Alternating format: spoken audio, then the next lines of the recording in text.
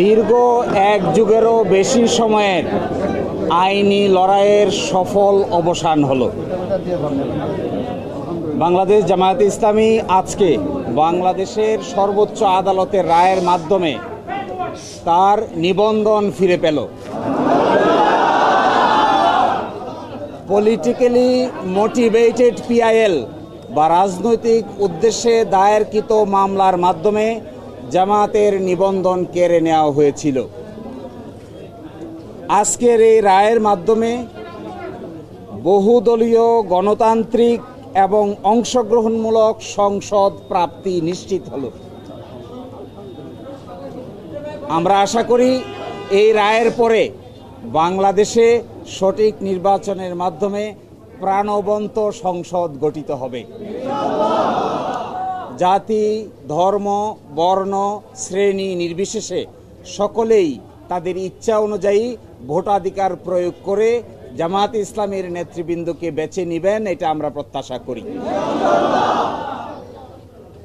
এবং আমরা এটাও প্রত্যাশা করি বাংলাদেশের আগামী সংসদে ইন্টারেস্টিং এবং কনস্ট্রাকটিভ বিতর্ক হবে, যার মাধ্যমে ডেমোক্রেসি একটি স্থায়ী রূপ লাভ করবে।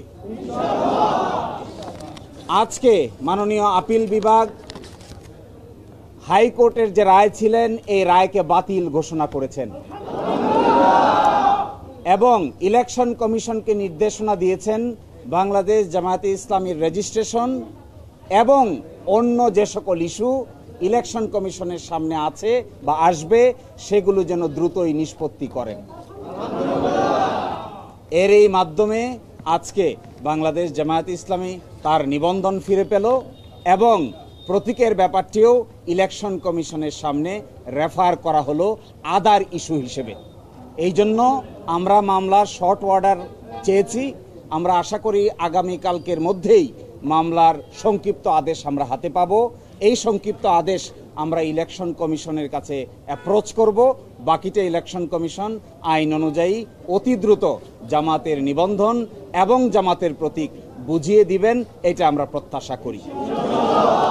ওয়ালটন বিএলডিসি ফ্যান খরচ বাঁচে 65% পর্যন্ত। ওয়ালটন বিএলডিসি ফ্যান ছড়ায় স্বস্তির সবুজ হাওয়া। যে আজকে যে ডাইরেকশন দিয়েছেন আপিল বিভাগ, সেই ডাইরেকশনে বলেছেন জামায়াতের রেজিস্ট্রেশন এবং অন্য কোনো ইস্যু যদি ইলেকশন কমিশনের সামনে থাকে তাহলে যেন ইলেকশন কমিশন এটা ডিসপোজ করে।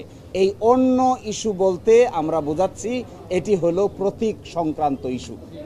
আমরা আশা করি ইলেকশন কমিশন নিবন্ধনের ইস্যু নিষ্পত্তি করবেন, একই সাথে অন্য ইস্যু হিসেবে দাঁড়িপাল্লা প্রতীকের ব্যাপারটিও নিষ্পত্তি করবেন। আমরা প্রত্যাশা করি বাংলাদেশ সুপ্রিম কোর্টের সর্বোচ্চ আদালতের রায় চূড়ান্ত। কে কবে কখন প্রশাসনিকভাবে সিদ্ধান্ত নিয়েছেন এগুলো বিচারিক কোনো সিদ্ধান্ত নয়। এই জন্য আমরা প্রত্যাশা করি ইলেকশন কমিশন রায়ের কপি পাওয়ার পরে অবশ্যই দ্রুততম সময়ের মধ্যে এই দুটো বিষয়ের সিদ্ধান্ত নেবেন এবং আমাদের প্রত্যাশা কার্যকর হোক, এটাই আমরা গভীরভাবে বিশ্বাস করি। যে মূল পিটিশনের বাইরে আরেকটি পিটিশন যে অ্যালাউ করেছেন এটা ওইটার সঙ্গে কানেক্টেড, ওটা আজকের কোনো বড় ইস্যু নয়, সেই জন্য এটা এখানে উল্লেখ করা না করার মধ্যে কোনো পার্থক্য নাই। Thank you. না, এটা জামায়াত ইসলামের পক্ষ থেকে বিবৃতি দেওয়া হবে সময় মতো। আপাতত এখানে কেউ অ্যাড্রেস করছেন না। আপনাদের সবাইকে অসংখ্য ধন্যবাদ ধৈর্য ধারণ করে এখানে কষ্ট করে সময় দেওয়ার জন্য।